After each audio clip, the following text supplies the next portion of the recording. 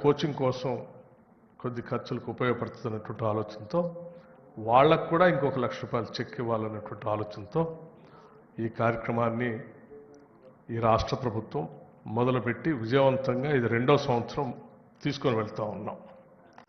మొదటి సంవత్సరం ఇచ్చినటువంటి 140 మందిలో ఒక 10 మంది మెయిన్స్ వచ్చారు. మెయిన్స్ నుంచి అంతిమంగా ఇంటర్వ్యూ అయిపోయిన తర్వాత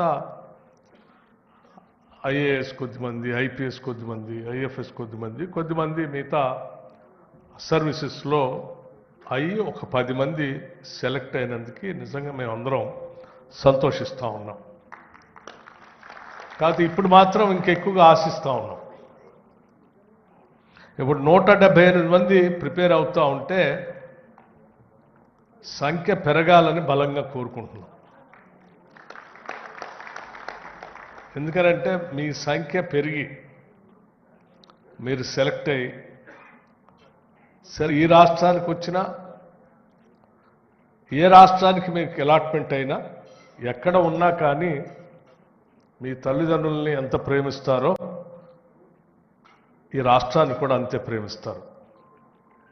సో మీరు ఏ స్థాయిలో ఎక్కడున్నా కానీ ఈ రాష్ట్ర భవిష్యత్తు కోసం, రాష్ట్ర అభివృద్ధి కోసం కూడా మీరు చేపట్టే వృత్తిలో, పనిలో లేకపోతే ఆ డిపార్ట్మెంట్ ద్వారా ఎంతో కొంత ఈ రాష్ట్రానికి ప్రయోజనం చేకూర్చడం కోసం ప్రయత్నం చేస్తారు. కాబట్టి మేము ప్రగాఢంగా ఆశిస్తూ ఉన్నాం ఎక్కువ మంది సెలెక్ట్ కావాలి.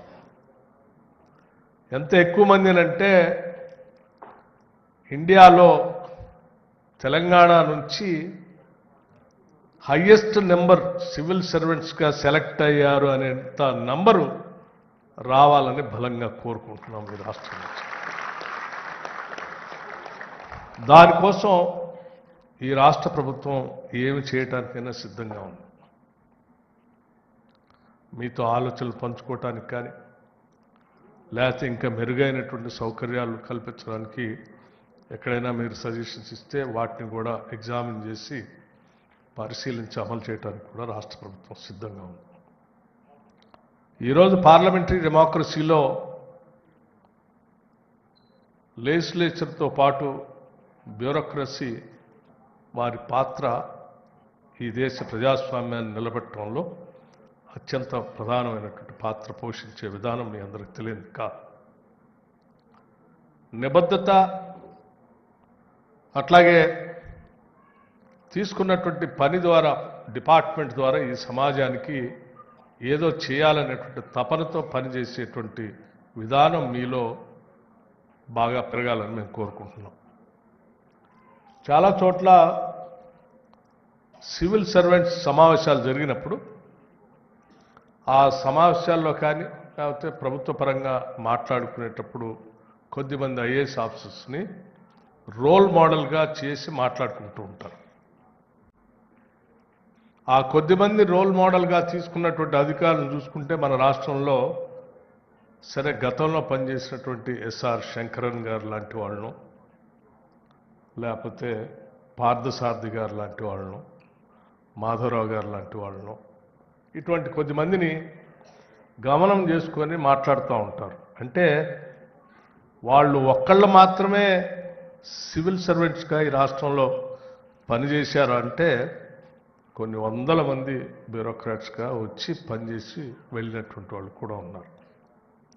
వాళ్ళను మాత్రమే రోల్ మోడల్గా యంగ్ ఆఫీసర్స్ అంతా తీసుకొని ఎందుకు మాట్లాడుకుంటున్నారంటే వాళ్ళు ఈ సమాజానికి చేసినటువంటి సేవ, నిబద్ధతతో చేసినటువంటి సేవ ప్రజలంతా కూడా గుర్తుంచుకొని వారి హృదయాల్లో చిరస్థాయిగా నిలబెట్టుకునే స్థాయిలో పనిచేశారు. కాబట్టి కేవలం ఐఏఎస్ ఆఫీసర్ అంటే ఆ ఐఏఎస్ ద్వారా వచ్చేటువంటి కలెక్టర్ ఉద్యోగమో లేకపోతే మిగతా బాధ్యతలు మాత్రమే కాదు.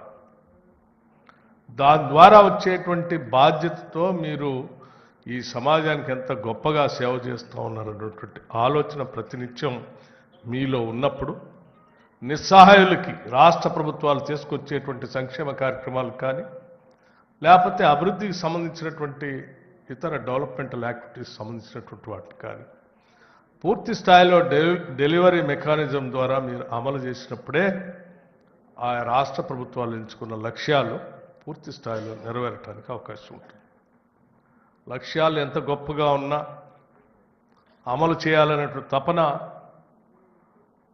మా అందరికీ పొలిటికల్ ఎగ్జిక్యూటివ్స్కి ఉన్నా దాన్ని ఆ డెలివరీ మెకానిజంలో ఉన్నటువంటి ప్రధాన భూమిక మీలో నిబద్ధత లోపిస్తే ఆ లక్ష్యాలను మేము చేరుకోలేము. ఈనాటికి కూడా ఎస్ఆర్ శంకరన్ గారి గురించి చెప్పుకునే క్రమంలో నేను ఒక చిన్న ఉదాహరణ మీ అందరూ చెప్పదలుచుకున్నాను. ఆయనకు వచ్చిన పేరల్లా కూడా సోషల్ వెల్ఫేర్ డిపార్ట్మెంట్లో పనిచేసినప్పుడు వచ్చిన పేరే.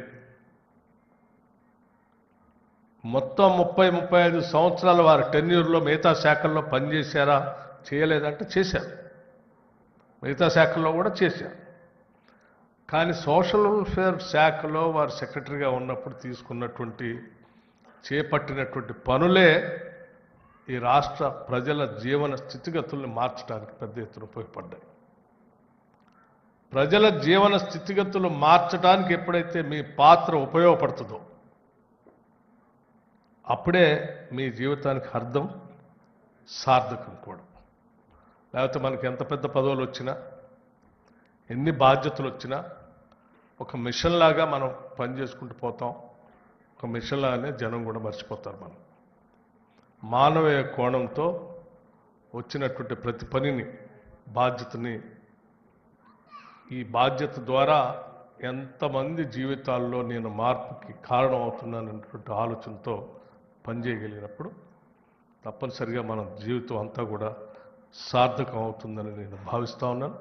అందుకే నేను సెలెక్ట్ అయినటువంటి మిత్రులందరికీ, సోదరులందరికీ కూడా నేను చేసే విజ్ఞప్తి ఒక్కటే. మీ ముందు చాలా ఛాలెంజెస్ ఉండొచ్చు. ప్రతి ఛాలెంజ్ కూడా ఈ సమాజ అభివృద్ధికి ఉపయోగపడే విధంగా మీరు అడుగులు ముందుకు వేసుకుంటూ పోతే మీకు కలిగేటువంటి తృప్తి బహుశా మిగతా దేంట్లో కూడా కలగదు. ఆ స్థాయిలోనే మీరు అడుగులు ముందుకు వేసుకుంటూ వెళ్ళాలని బలంగా మేము కోరుకుంటూ, ఈ 178 మందికి ఈరోజు మీరు ఉత్తీర్ణులై ఈ 178 మంది భారతదేశ వ్యాప్తంగా అక్కడక్కడ ఉన్నత పదవుల్లో ఉండి మీరు ఈ తెలంగాణ రాష్ట్ర అభివృద్ధి కోసం పెద్ద ఎత్తున ఎదగాలని మనస్ఫూర్తిగా రాష్ట్ర ప్రభుత్వం తరఫున నేను కోరుకుంటున్నాను. రాష్ట్ర ముఖ్యమంత్రి గారు కూడా ప్రత్యేకంగా వారు కూడా రావాల్సి ఉండింది.